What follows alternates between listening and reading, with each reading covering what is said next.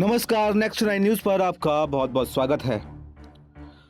हिंदुस्तान अवाम मोर्चा यानी HAM के संरक्षक जीतन राम मांझी की मुंगेर जनसभा में दिए गए बयान के बाद में अब उनकी तरफ से केंद्रीय मंत्री पद छोड़े जाने की अटकलें तेज हो गई हैं।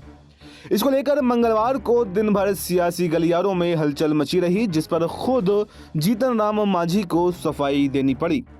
उन्होंने अपने सोशल मीडिया प्लेटफॉर्म एक्स पर पोस्ट कर लिखा कि कुछ वेब पोर्टल और समाचार चैनलों के द्वारा भ्रामक खबर प्रसारित की जा रही है कि जीतन राम मांझी कैबिनेट पद से इस्तीफा देंगे।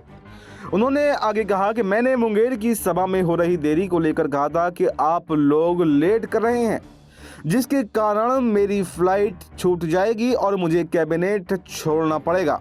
वैसे लोगों को मैं स्पष्ट कर देना चाहता हूं कि मैं मरते दम तक प्रधानमंत्री नरेंद्र मोदी का साथ नहीं छोड़ूंगा। हम सब अभी देश और बिहार के हित का कार्य कर रहे हैं, तो कुछ मीडिया घराने विपक्ष के इशारे पर हमें बांटने की कोशिशें कर रहे हैं। मैं वैसे लोगों को ये चेतावनी देना चाहता हूं कि वो सचेत हो जाएं, वरना मैं उनके खिलाफ न्यायालय की शरण लूंगा और प्रेस काउंसिल में उनकी शिकायत दर्ज कराऊंगा। इससे पहले पटना में मीडिया से बातचीत के दौरान भी मांझी मुंगेर की जनसभा में दिए गए बयान से पलटते हुए नजर आए। उनसे जब पूछा गया कि क्या 40 सीटें नहीं मिलने पर आप कैबिनेट से इस्तीफा दे देंगे, इस पर मांझी ने कहा कि ऐसा आपसे किसने कहा है, कोई नाराजगी नहीं है। उनसे पूछा गया कि दिल्ली में आपको सीट नहीं मिली, इससे आप नाराज हैं, तो इस पर मांझी ने कहा कि ऐसा कुछ भी नहीं है, हमें इतना बड़ा पद मिला हुआ है और ये मामूली बात नहीं है। दिल्ली में हमारा एनडीए को पूरा समर्थन है। कुछ वेब पोर्टल और समाचार चैनलों के द्वारा भ्रामक खबर प्रसारित किया गया है कि जीतन राम मांझी एनडीए छोड़ सकते हैं, लेकिन ऐसा नहीं है। दरअसल मुंगेर की जनसभा में जीतन राम मांझी की झारखंड और दिल्ली चुनाव में सीट न मिलने पर नाराजगी दिखाई दी थी। उन्होंने कहा था कि झारखंड में हमको सीट नहीं मिली, ठीक है, नहीं मांगी तो नहीं मिली।